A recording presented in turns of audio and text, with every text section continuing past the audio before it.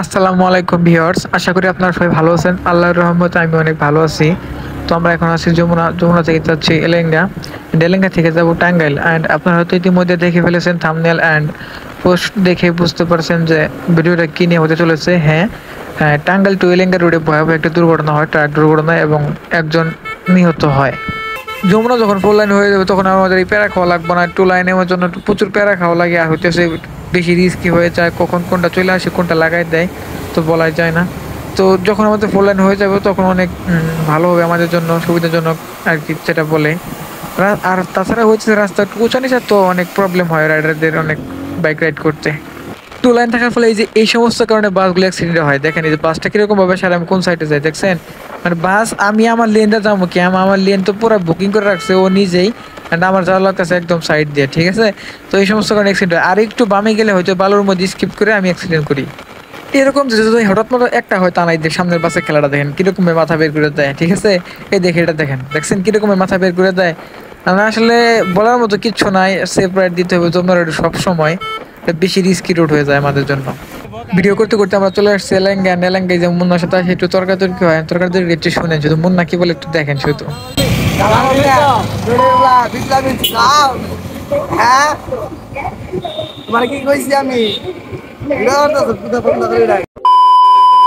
যাই হোক, মুন্নার সাথে তর্কাতর্কি করার পরে এখন আমরা যাচ্ছি টাঙ্গাইল টাঙ্গাইল রোডে আছে এখন। টাঙ্গাইল সামনে কিছুটা সামনে দেখতে পারবেন ভয়াবহ দুর্ঘটনা ঘটে, পংলি এলাকাটার নাম। দেখে থাকেন। এখন আমরা স্কিপ করি, এখন দুর্ঘটনার স্থান থেকে দেখে। আর হচ্ছে এখন আমরা যাচ্ছি ডিআরএল এর জন্য মুন্নার। আর ডিআরএলটা ইনস্টল করার পর লাস্টে কেমন লাগে ওই ফুটেজটা দিয়ে দেবো, অবশ্যই বলবেন কেমন হয়েছে। বিরাট দুর্ঘটনা।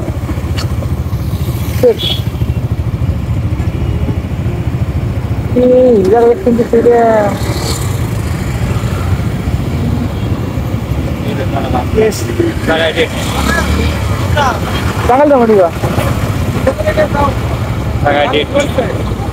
কয়জন মরছে? ডেট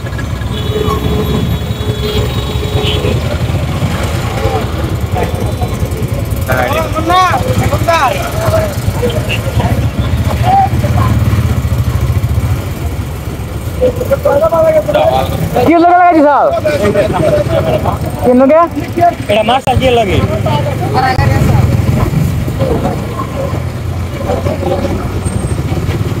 ভিডিও করে নেই ভালো করে এই নাম দাও গাড়ি কে একদম লাগাই দিতে এই ট্রাকটা নাই অন্য একটা ট্রাকের পিছন থেকে অনেক সজোরে ধাক্কা দেয়, অ্যান্ড তারপরে অ্যাক্সিডেন্টটা হয়। এবং আপনার হয়তো ক্যামেরায় দেখতে পারতেছেন না, ট্রাক থেকে চয়ে এখন রক্ত পড়তেছে, অনেক রক্তের সাথে তেল পড়তেছে। আর ওইখানে সাদা একটা দেখবেন ব্যাগের মতো, ওইখানে লাশটা রাখছে। আরেকজন মেবি ছিল, ওখানে মনে হয় সদরে পাঠাই দিছে। অবস্থা খুবই ভয়াবহ। দেখতে দেখতে আমরা পুলিশের ভয় খাইতে খাইতে ইতিমধ্যে আমরা টাঙ্গাইল চলে আসছি, টাঙ্গাইল পুরান বাস স্ট্যান্ডে। এখন আমরা যাবো দোকান থেকে ডিআরএলটা নিয়ে নেব। তো আজকের ভিডিও পর্যন্ত। Thanks for watching this video, like comment share. যদি ভিডিও ভালো লাগে অবশ্যই চ্যানেলটি সাবস্ক্রাইব করে পাশে থাকবেন।